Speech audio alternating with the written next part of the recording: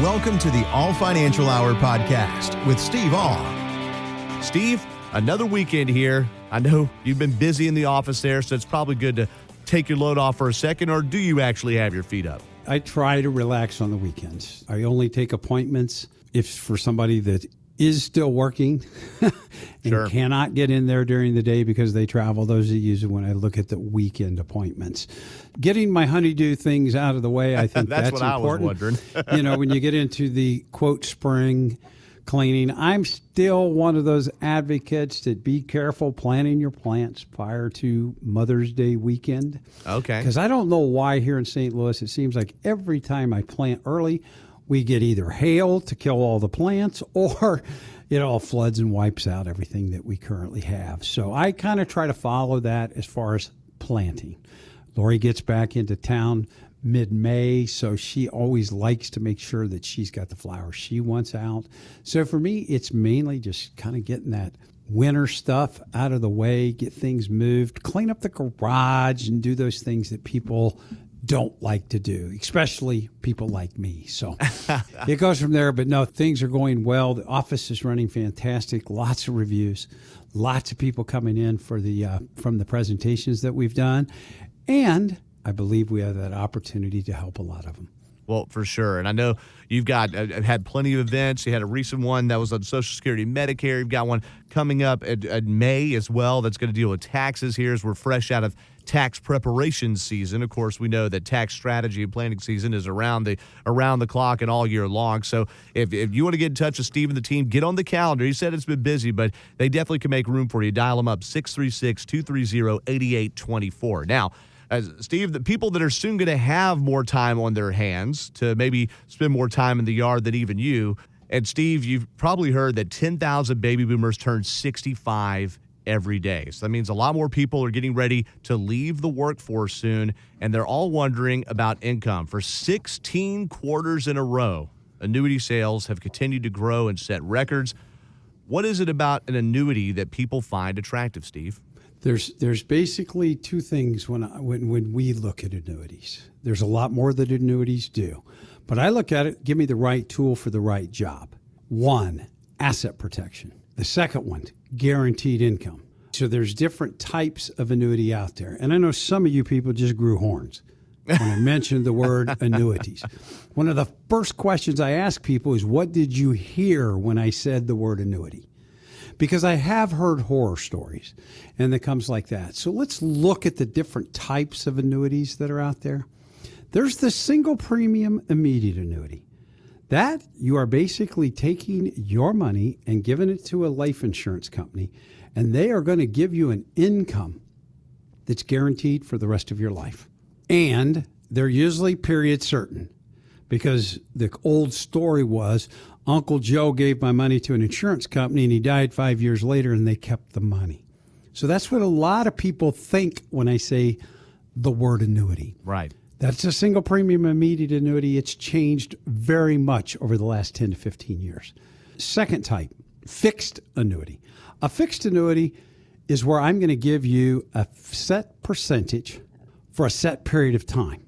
It looks a lot like a CD, but the guarantees are not from the government or the bank. They're from the life insurance company. So that's one of the things you look at from there. Variable annuities.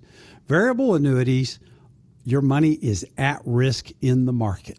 It can go up, it can go down. So those are the things that I like to look at from there. The fixed indexed annuity. In the fixed indexed annuity, your principal is not at risk. Right. Your money's not invested in the market. What they do is they take that money, buy an option, and if the market goes up, you get to participate in it. If the market goes down, you don't participate into it. Now, for that floor of zero, you could have a ceiling. Sure. So that's where I look at it. I don't have a problem with annuities. I got a problem with a lot of annuity salespeople. Oh, okay. I hate to see it. When somebody comes in to sit down and talk to me, and their pensions and their Social Security are way more than their current expenditures. And then I do an analysis on an annuity that's got an income rider. These people are looking at me saying, Steve, we don't really need to turn this on. We don't really need the income. Now, they've paid for it for a very long time. So I don't like to see that. The other part of it is I don't want to experience negative returns in the market. I'm willing to accept a ceiling if my floor is 0. So those are the things, a fixed indexed annuity will allow you to do that. Both the fixed indexed and the variable can have income riders. So that's the thing that you got to look at. What were you sold? What do you have? A lot of people, I like to look at it, annuities aren't really crock pots. They don't have to sit there forever. They do have 10-year surrender charges attached to them where you're going if you get rid of them early. But we look at our clients' annuities on a regular basis. Why? Interest rates change. Participation rates can go up. Participation rates can go down.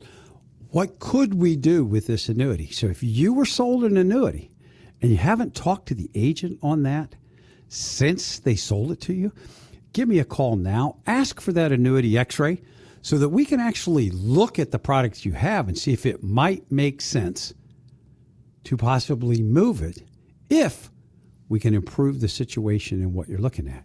And if you haven't turned on the income rider, would it make sense to not do that or to let it go? It all depends on your situation. And I know you just grit your teeth or sometimes just laugh when you see how cable news panels react to some of the things in the market. So what advice do you give to retirees who feel overwhelmed by all the financial noise? Well, I look at it, do you have a plan? You know, and what's that plan contain? I think a financial plan should have a tax strategy in it. Income generation. Have you thought about how you're going to replace your paycheck when you retire? Social Security optimization. If you're married, that's very, very important to look at.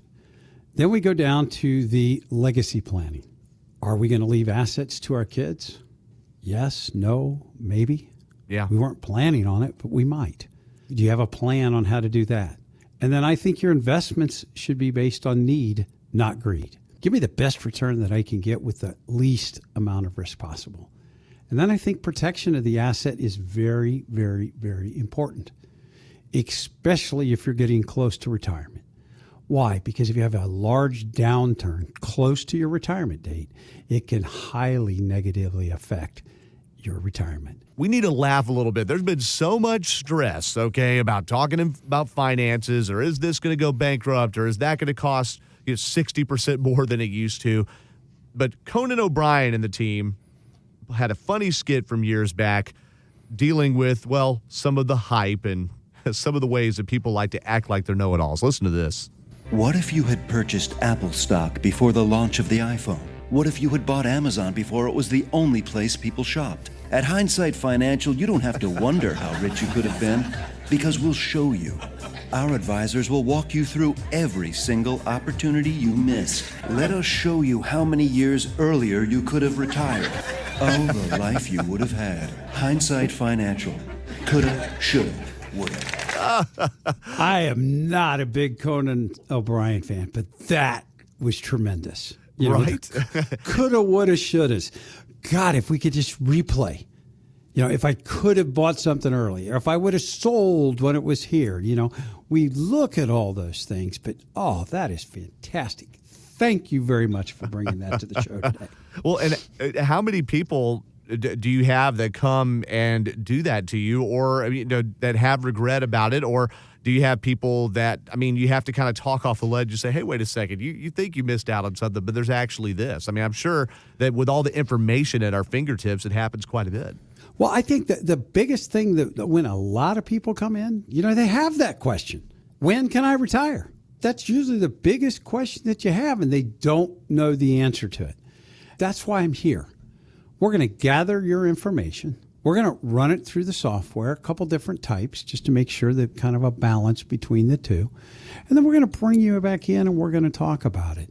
But a lot of the coulda, woulda, shouldas. I love when we start talking about things that we could have done. And we look at it.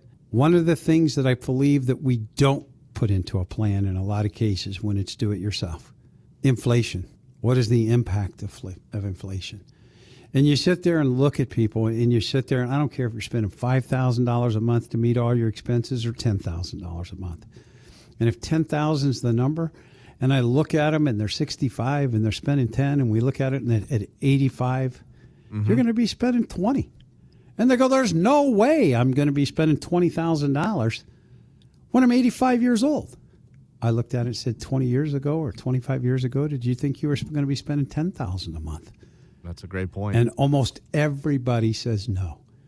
Because we forget about what a car cost in the 70s compared to what a car costs now. You couldn't get a good used car today for what we bought new cars back for in the late 70s. So that's, I think, one of the biggest things that people look at.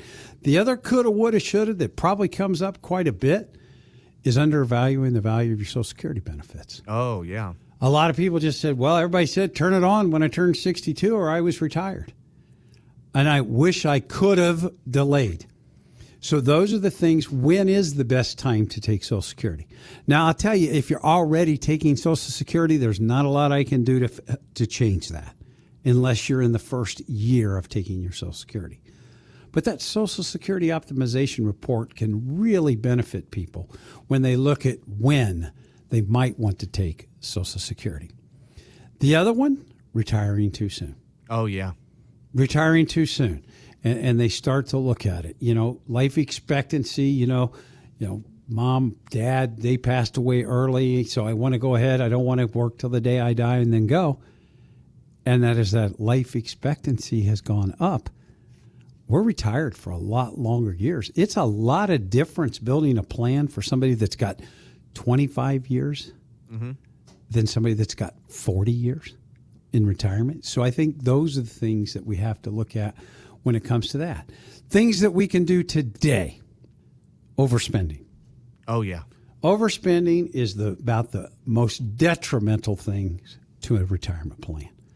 Credit card debt is the hardest thing.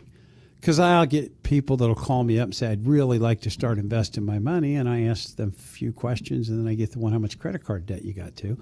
And they say X. And I said, you got to get rid of that first. And they go, well, what do you mean? I said, we don't have anything out here that's going to make 24% if that's the interest rate you're paying on your credit cards. I think getting those things done are very important. Living within your means. Yeah. I like to talk to the young people about what I call the 80-10-10 rule. 10 to 15% of your money should go to your own retirement, not for a vacation fund to be spent later in the year towards your retirement. Right. 10% to where you get your faith. If that's not it, give it to charity. I believe that people that are willing to give away some of their assets usually get more. And if you learn to live on 75 to 80% of your income, you're never going to get caught in that I'm spending 125% of my income bracket. Correct. So those are the things. And the one thing that I probably hear from more people than anything else, if they ask, what could you do differently? It's, I wish I would have started earlier. Oh, yes. My gosh. Yeah, there's So no one that young people- regrets starting too early, do they? Yeah. Nobody's ever said, God, I started way too early and I got way too much money in my accounts. So those are the things we look at it. And as people enter the retirement years, underestimating their medical expenses or just thinking that long-term care is not something that I need to look at. So those are the biggest things that we need to look at when we start to talk about a retirement plan. So if you would prefer not to rely on the coulda, woulda, shoulda plan, call now. Ask about the comprehensive retirement plan. For sure. That number is 636-230-8824, 636-230-8824. And it's a complimentary first call just to see what that plan looks like here. And you can also go to yourmoneymattersstl.com and set up an appointment that way. Now, Steve, we had a good laugh about hindsight financial there from Conan, which is great. Maybe that's going to be my side business coming up. But also, too, we need to talk about things that, well, might have gone obsolete. A number of states actually have reintroduced the once lost art of cursing. Schools in 24 states now require students have to learn how to write in cursive, but the fact remains that most schools still don't teach it anymore. So things also have changed when it comes to retirement planning, and you've been in this biz a long time, Steve. Can you tell us how it's not your grandparents' retirement anymore? Well, one of the greatest things that I heard on the kids of today, they say that the young kids today think they're going to take over the world. And then I've heard that our generation will just write in cursive on the back of a map what we're going to do to take them over, and they'll never be able to figure out what we're planning on doing.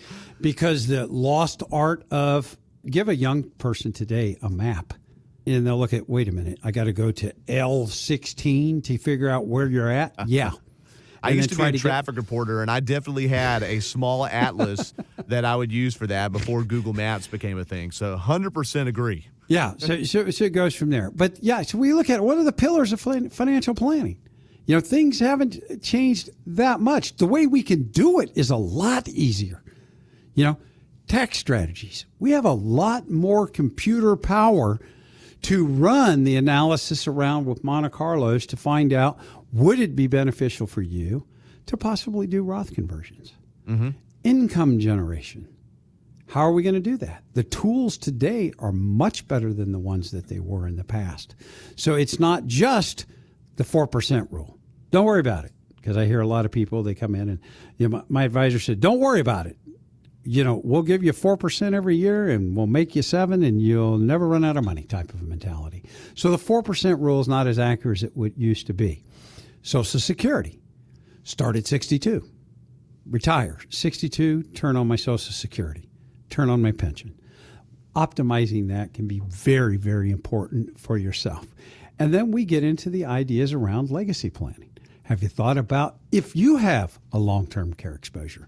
Those are the things that we want to look at. And then when we get to investments, give me the best return I can get with the least amount of risk possible. That's what our goals are to point with. And I think Market Guard gives us the availability to assist clients with their risk tolerance. If you're aggressive, I got the aggressive investments. If you're more conservative, I've got that also. Yeah. So I think having that proprietary investment method that uses non-emotional, methodical, and mathematical approaches to tell everyone the questions that they're asking. When to hold, when to sell, and when to re-enter the markets if I made the decision to get out. Thanks for listening to the All Financial Hour podcast. Insurance products are offered through the insurance business All Insurance Group, LLC, AIG. All Financial Group, LLC is an investment advisory practice that offers products and services through Impact Partnership Wealth, LLC, IPW, a registered investment advisor. IPW does not offer insurance products. The insurance products offered by All Insurance Group, LLC, AIG are not subject to investment advisor requirements. IPW and All Insurance Group, LLC, AIG are not affiliated companies. Investing involves risk, including the potential loss of principal. Any references to protection, safety, or lifetime income generally refer to fixed insurance products, never securities or investments. Insurance guarantees are backed by the financial strength and claims-paying abilities of the issuing carrier. This radio show is intended for informational purposes only. It is not intended to be used as the sole basis for financial decisions, nor should it be construed as advice designed to meet the particular needs of an individual's situation. All Financial Group, LLC is not permitted to offer, and no statement made during this show shall constitute tax or legal advice. Our firm is not affiliated with or endorsed by the U.S. government or any governmental agency. The information and opinions contained herein provided by third parties have been obtained from sources believed to be reliable, but accuracy and completeness cannot be guaranteed by All Financial Group, LLC. This radio show is intended for information purposes only.